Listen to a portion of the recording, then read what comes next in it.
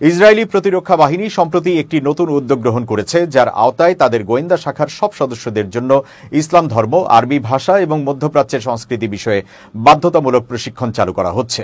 এক প্রতিবেদনে এই তথ্য জানিয়েছে সংবাদ মাধ্যম জেরুজালেম পোস্ট।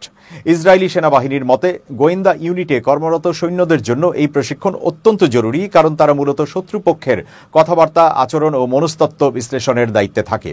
ইসলাম ধর্ম এবং আরবি ভাষা সম্পর্কে সুস্পষ্ট ও গভীর জ্ঞান থাকলে তারা আরও নিখুঁতভাবে তথ্য বিশ্লেষণ করতে পারবে এবং বিভিন্ন রাজনৈতিক ও সামরিক প্রেক্ষাপট বুঝতে পারবে।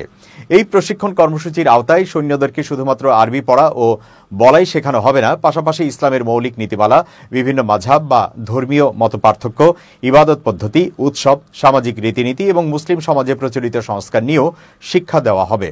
এতে করে তারা শুধু ভাষায় পারদর্শী হবে না, বরং মুসলিম সমাজ ও সংস্কৃতির সূক্ষ্ম দিকগুলো সম্পর্কেও সংবেদনশীল ও সচেতন হবে।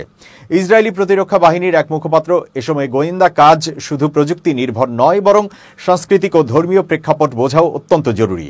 আমাদের সৈন্যরা যদি ইসলাম ধর্ম এবং আরবি ভাষা সম্পর্কে বিস্তারিতভাবে জানে, তাহলে তারা আরও বুদ্ধিমত্তার সঙ্গে শত্রুপক্ষের কার্যকলাপ বিশ্লেষণ করতে পারবে এবং সঠিক সিদ্ধান্ত গ্রহণ করতে পারবে। এছাড়াও এই কর্মসূচি সৈন্যদের মধ্যে একটি নৈতিক সচেতনতা তৈরি করবে বলে আশা করা হচ্ছে। দ্বন্দ্বপূর্ণ পরিস্থিতিতে দায়িত্ব পালনের সময় যাতে তারা আরও মানবিক, সংবেদনশীল এবং সংযমী আচরণ করতে পারে, সেই লক্ষ্য এতে রয়েছে।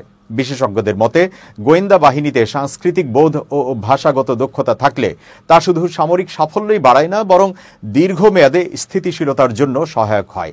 ইসরায়েল সেনাবাহিনী এই বিষয়টাকে গুরুত্ব দিয়ে দেখছে এবং এটিকে তাদের গোয়েন্দা কার্যক্রমের একটি অবিচ্ছেদ্য অংশ হিসেবে অন্তর্ভুক্ত করেছে। এই নতুন প্রশিক্ষণ ব্যবস্থা 2025 সালের মধ্যেই গোয়েন্দা ইউনিটের সব সদস্যদের ওপর কার্যকর হবে বলে জানানো হয়েছে।